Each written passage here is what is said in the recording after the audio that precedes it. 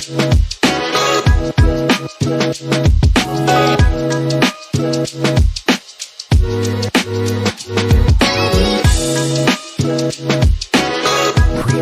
everyone, and welcome to another episode of XVC Tech Podcast. I'm Aneri Merchant, Investment Manager at XVC Tech, and your host for today. XVC Tech is a $125 million venture capital fund co-founded by the founders of XDC Blockchain. Our mission here is to invest in early-stage Web3 projects with an immense growth potential backed by a solid team and, of course, strategic integration to XDC network.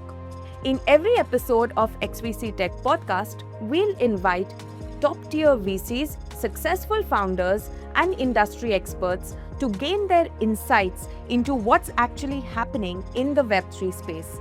This in turn will help founders attract investment, build their products, and scale sustainably. So thank you for tuning in to the XVC Tech Podcast, and let's get started.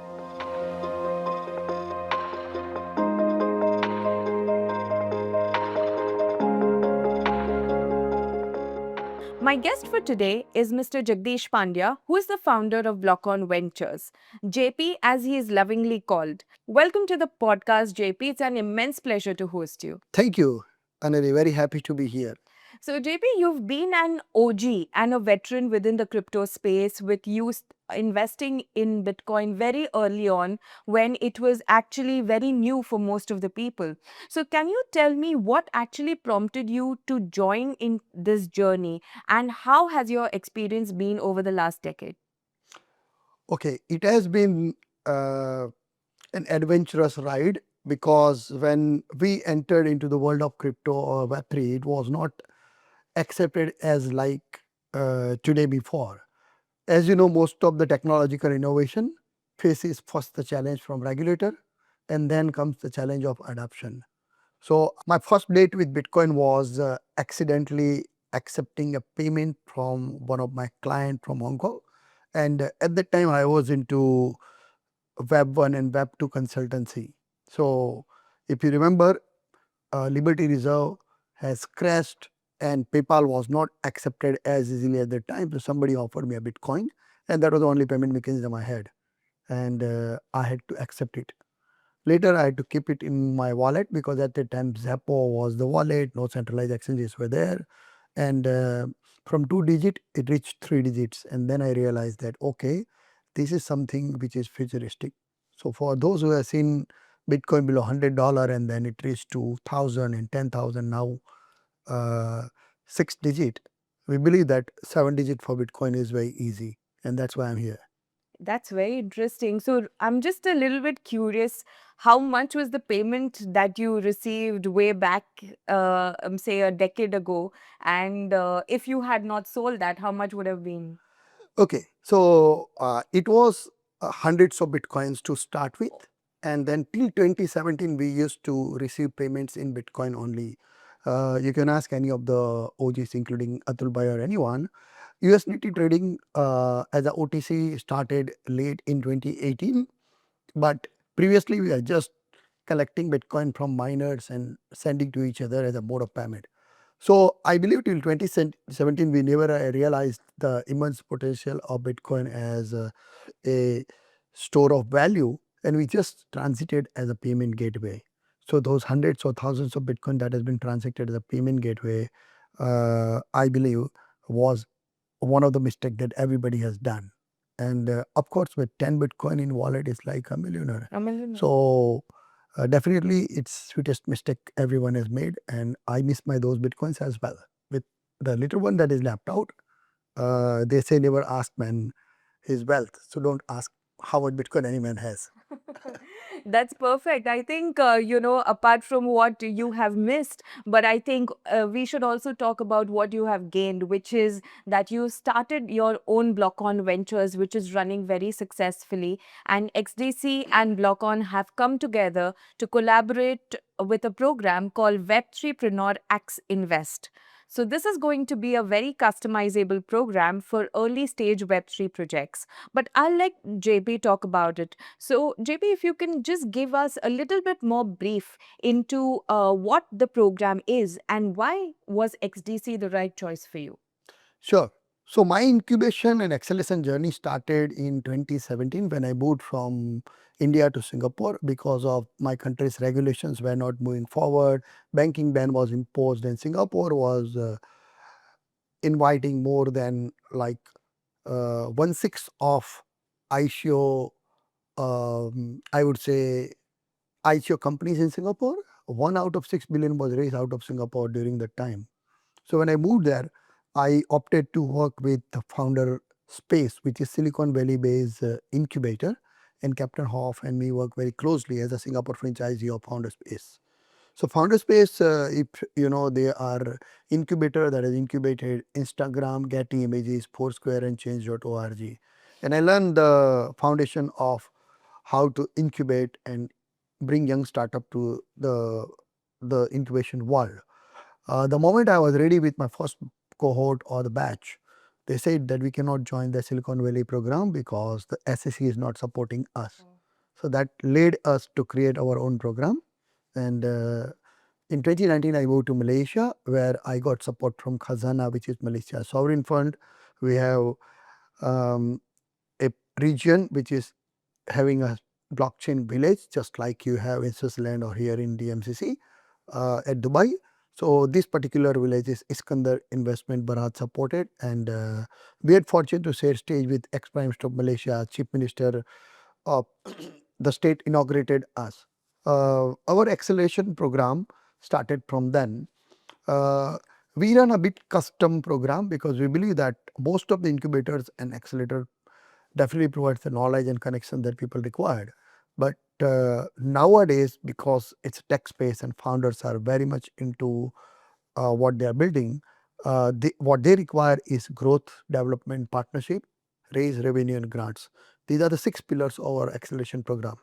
We also realize that there is a gap between the incubator and accelerator that provides the first check and those who do not provide the first check. So we opted to write the first check, and that worked very well because we got a better quality startups with us. And our program with XDC is like a heavenly match because we provide 50K and XDC provide 100K. So in total, it is like a 150K, which I believe is capable, makes founder capable enough to build their MVP, do certain PR, attend events, make some partnerships, and that makes them definitely to launch their product to the world. I'm not talking about making it token ready or other things. We are not into pushing people out of their boundaries, but yes, I believe that 150K is a good amount for a startup to go to market. So that's how it works. So, from your conversation, what I noticed is the gap that you're trying to fill in the market is basically to customize your offerings to these early stage projects and actually enable them to get the kind of mentorship that they want rather than them going through an accelerator program which covers everything. So, example, it would mean that if a project is not very good with marketing or community building, those are the kind of support that you would provide to that particular project and help them grow to the next level. Exactly. So what I observed during our previous days with Founder Space and the kind of cohort we're running, uh, a cohort has mixture of multiple startup. For example, there is an AI startup who is in a cohort with Metaverse, or a DeFi startup who is in cohort with the NFT startup. So it's like an engineering's first semester where everybody has to learn a common subject and then they go on to their own journeys. So now we are looking forward for startup who are either already incubator or like a master's degree, they have done double in acceleration. So we have many startup in our portfolio which has been incubated or accelerated by other, because we believe that Web3 is not about competing with each other but complementing with each other. For example, Peer Hive, the startup from Malaysia which we have accelerated, later on joined Tenity's accelerator program also, and now they are funded by XDC, and they have released their MVP, they have raised their token that's listed also on coin store. Similarly, we have Fandora, which has been part of Brink, which has been part of Foundership as well.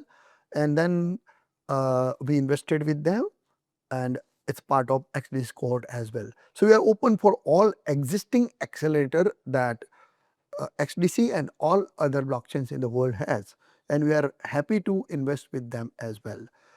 In terms of our role, we have very simple uh, philosophy under AccInvest program. We accelerate and we invest. When we accelerate, we have a process.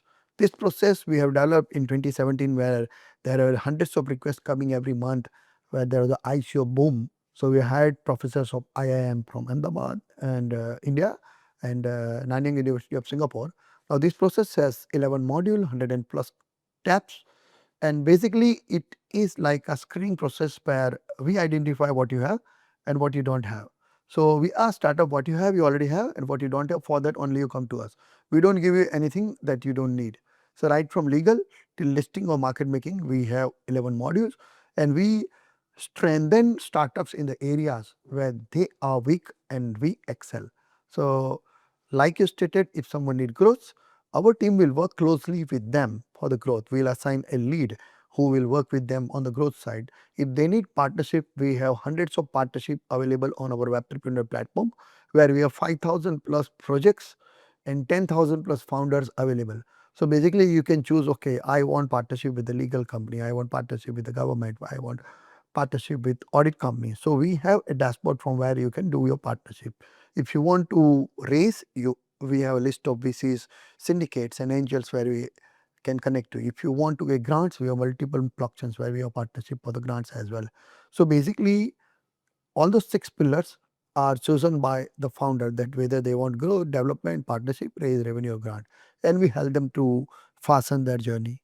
So I think what you just mentioned is a complete comprehensive support that you provide to each project and in every area that they might need help in.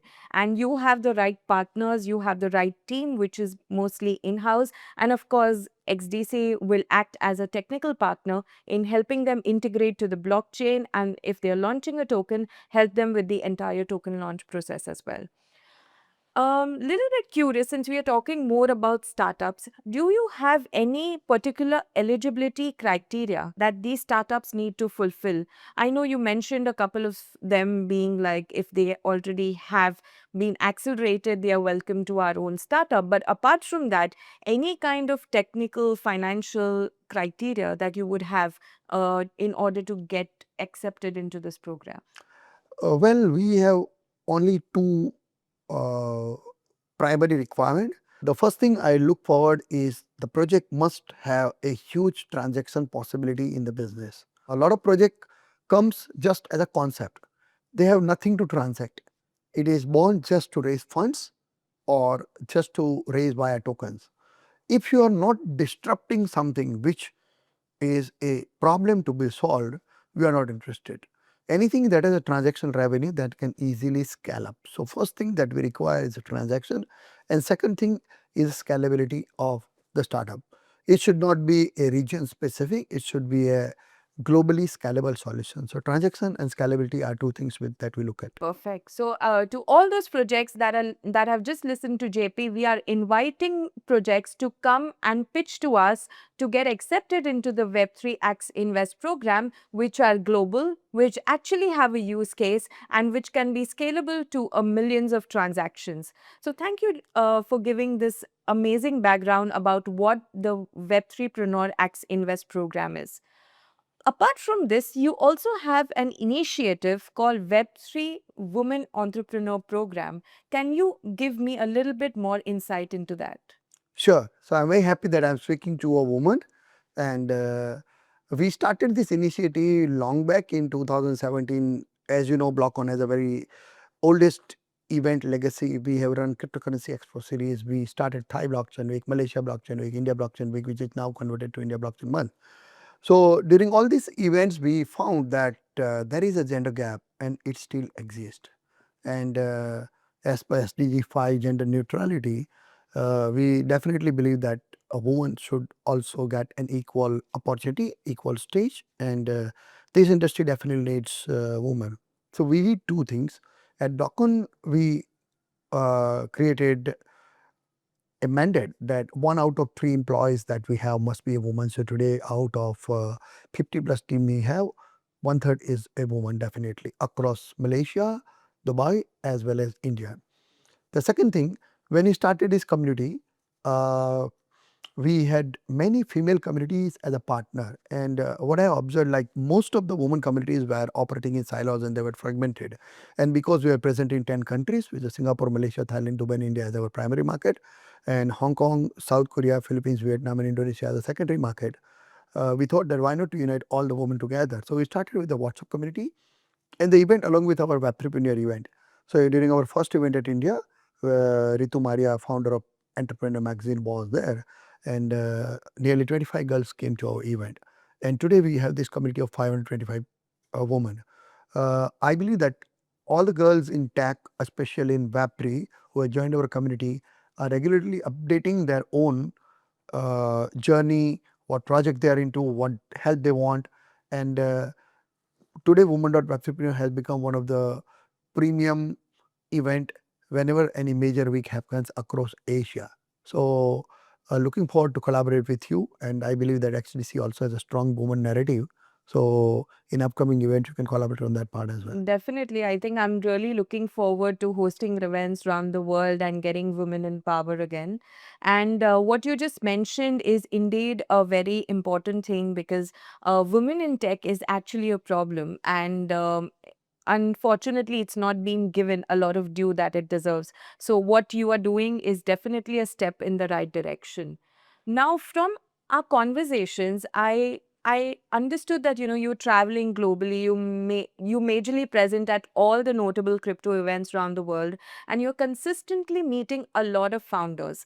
Now, a lot of founders have these issues that either they are not able to attract investment, they are not able to establish a product market fit, or they are not able to grow and build their community.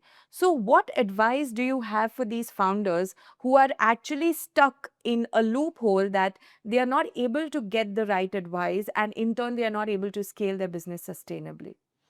Well, I believe there are only two things that founders need to do: build a solid, robust product which world needs. Nowadays, many founders are coming into entrepreneurship just to get benefit of fundraising or the startup movement that's happening around the world. But if you don't have something to disrupt, world is not going to notice them. So first thing, I believe that they need to find that narrative. What are they disrupting? For Google, it was a search engine. For Amazon, it was a bookstore. For Uber, it was just a ride hailing. So build that first thing first, and then everything else can evolve. Like in case of Google, it was the maps and emails and chats and drives and all. For Amazon, multiple vertical that came up, and now Uber has other vertical like food and other things as well. So stay focused on one strong thing that you are building.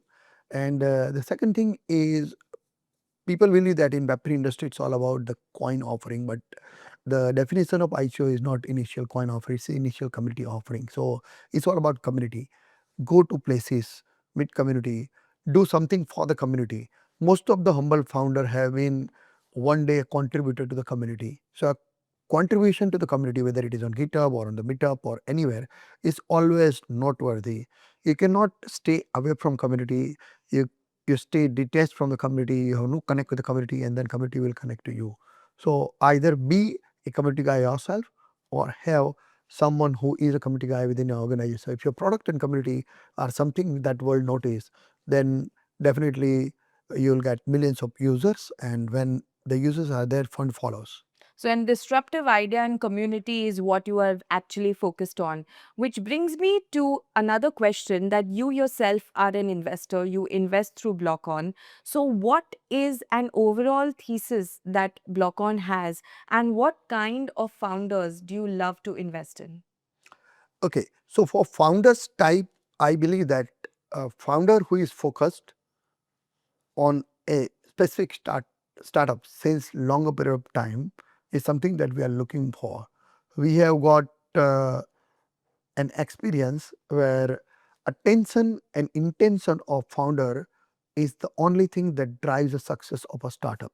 We have seen many founders who got pivoted or who gets into something else when the ideas do not work or the fundraising do not happen.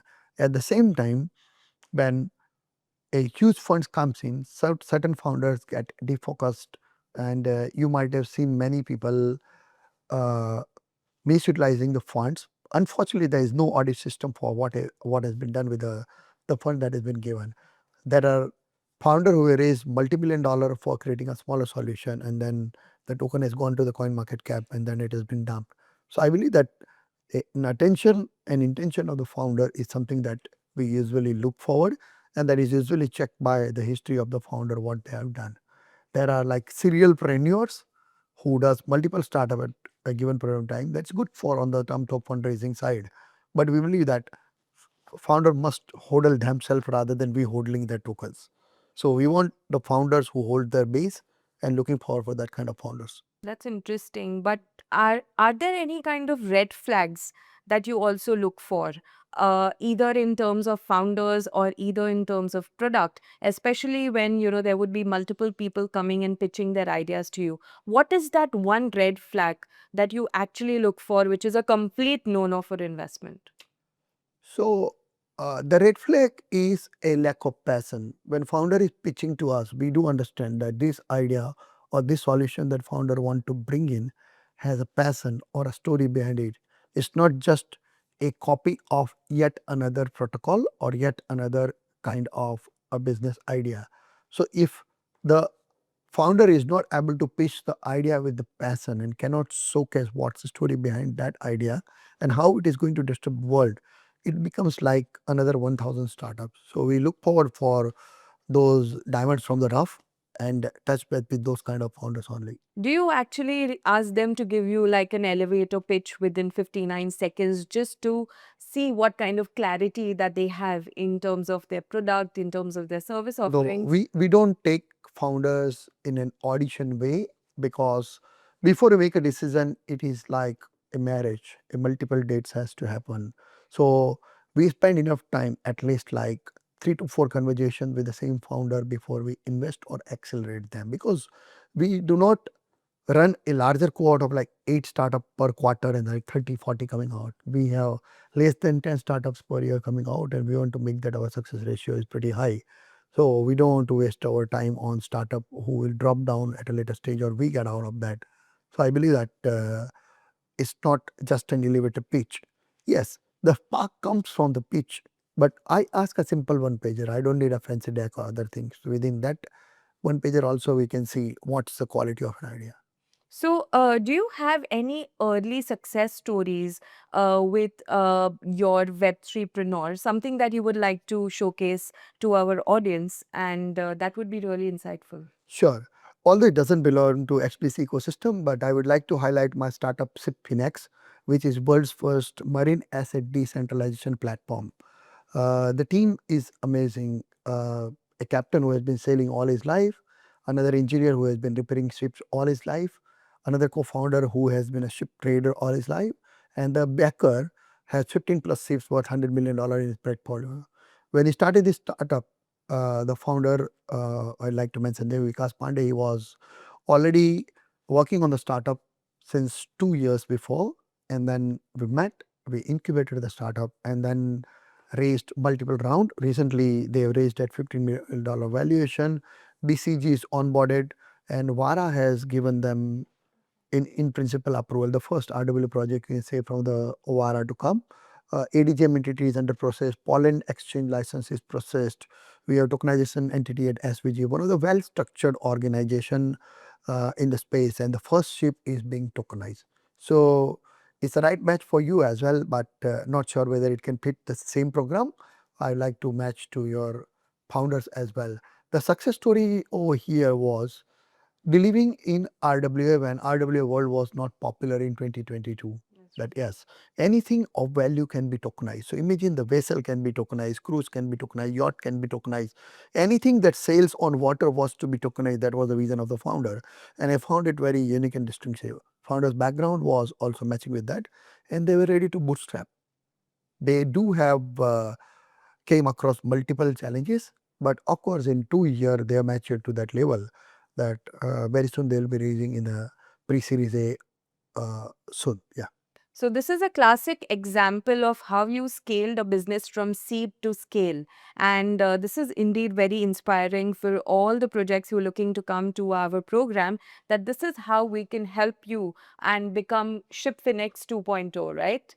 So, Thank you for the mention. Yeah. so talking about narratives, you mentioned that, ShipFinex was basically into RWA when it was not famous, but the narratives change every year. So I just want to know, what do you think would be the future narrative for 2025, and what do you think is here to stay for the long term? I believe that infrastructure is going to stay forever. Any mainnet, any exchanges, any wallets, anything that provides transaction revenue is going to stay forever. The 2025 narrative is definitely agentic web, started with AI agents and Virtuals, the startup from Malaysia, got into 2.5 billion valuation, and then more than 750 plus AI agents have came in the market. So I believe that AI agents are going to make our life easier. And in earlier days, when Web 1.0 came or Web 2.0 came, it was Internet of Information. Then it became the Internet of Information to e-commerce. Now it's going to be like this. Every app or dApp is going to have an AI element where you go and ask your agent what you intend to do, and they will help you to do what you want to achieve. For example, today we're doing this podcast, and then we are discussing like what will be the questionnaire you will be asking me, and then I was about to answer, which is like I'm doing with my human intelligence. But in upcoming time, there would be AI agents like your AI agent will be doing interview with my AI agent. So I believe that AI agents are going to be future. Um, Along with AI agent, the tokens are going to be having a pivotal role. So every individual, every project or every organization will have their own tokens that is mapped with their agent. So in order to do any transaction, it would be like agent to agent transaction or multi-agent transaction without human intervention that will happen. So I believe that 2025 will definitely see a huge hit in terms of AI agent, whereas infra play is going to stay. I am also bullish on RWA, and I believe that XDC also has a strong RWA element.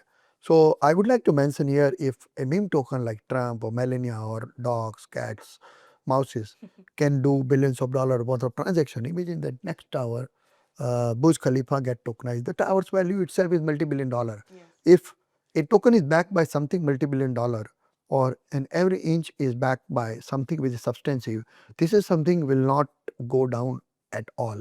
If it goes down, it's just a market sentiment, but it won't go a 0 or 90% down. So many of larger research organization report states that RWA is going to be like a $30 trillion industry. I'm sure that RWA is also here to stay. Interesting. So, from what I gather from our conversation, that your trend for 2025 and the long term would basically be RWAs and infrastructure, with AI agents definitely gaining a lot of momentum, as we've seen that a lot of them have launched at billion-dollar valuations, and it's already a multi-billion-dollar industry. And it's indeed very fascinating to see how AI agents are shaping the Web3 space and enhancing user experience. So, as innovation accelerates, in adaptability becomes key. So, definitely, it's almost like a wait and watch game to see how AI agents shape the industry and also help us in our day to day tasks.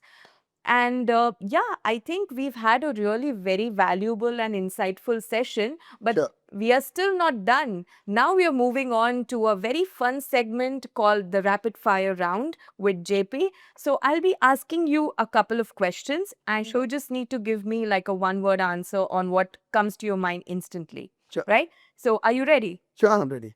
So if you could go back to 2014 and change one thing, what would it be? Bitcoin. Biggest challenge that Web3 startups face. First check. Top skill a founder must have. Focus. Best piece of advice for founders listening to this podcast. Never quit. Biggest mistake founders make while fundraising. not approaching right investors. VCs or community driven funding, what works better? Community driven. In 5 years, Web3 will be $30 trillion industry. one thing that needs to go mainstream in Web3. Crypto adoption. An easiest way for Web3 starters to get investors. Go to events, meet in person. So networking is the key. Networking is the key. Okay, perfect. So I think we've had an amazing rapid fire round with JP. And thank you so much for joining us. It was indeed a very insightful session talking about the future of Web3, talking about Web3Preneur and, of course, BlockOn Ventures, and how XDC and Web3Preneur AccInvest are coming together. Our applications for the program are now open. So don't forget to see the link below and apply to the program as soon as possible to reserve your spot. Before we sign off, JP, where can our founders reach you? What is the best way to learn more about BlockOn Ventures and the Accelerator program? Sure. So I believe that I am more on LinkedIn, and my LinkedIn QR code will put on the podcast for people to connect. Apart from that, our XInvest website is also live, and we'll give QR code for the XInvest as well. I believe that to promote this program and get the best startups, we'll not only wait for digital things, we will be going on ground to do that. So in upcoming year, which is 2025 and the first quarter of 2026, we will be moving across our Web3Preneur AccInvest program from Singapore, Malaysia, Thailand, Dubai, and India, Hong Kong, South Korea, Indonesia, Philippines, and Vietnam. At all these places, we will be conducting a roundtable where we will be inviting entrepreneur, and we have startup pass, so you can come and apply for the startup pass for the same. I believe that since 6 years, we have been seeing one pattern, which is one industry or a vertical coming to CoinMarketCap and struggling to break that saturation of 100 billion. For example, DeFi came and settled at 100 billion. Then NFT came, settled at 100 billion. Then Metaverse came and it settled at 100 billion. Followed by now Web3, DeepIn, AI and RWA coming and playing in the range of 100 billion. RWA, DeepIn and AI can break this barrier from 100 billion to the next trillion, or maybe 10 trillion or the 30 trillion that we are looking for. So we are looking forward for those promising startups who have a capacity to break beyond this 100 billion saturation that the market has been seeing since 7 years. I have never seen any vertical that has crossed it. Something new comes, and at the end of the year, like in 2022, it was Metaverse, previously it was DeFi, previously the NFT. So with the era of DeepIn, RWA and AI agent, I believe that we can find at least 10 to 20 good startups with you during this program, and we co-invest those 50 by 20 like a $1 million, and you put $2 million, and the 3 million turns into a definitely a big fortune for the startup. So let's hope for the best. This is very exciting, and I'm really very curious to see what kind of applications we get. I think the founders here have had a good idea of what we are looking for and how they would actually move from seed to scale with JP's help as well. So thank you so much. The links that is mentioned will be put in our show notes. Thank you for tuning in to this new episode of XVC Tech. If you've liked the podcast, don't forget to like, share and subscribe so that you never miss an episode. Until then, keep building, keep innovating, and don't forget to mention who you would like to see in our next podcast. Until then, signing off.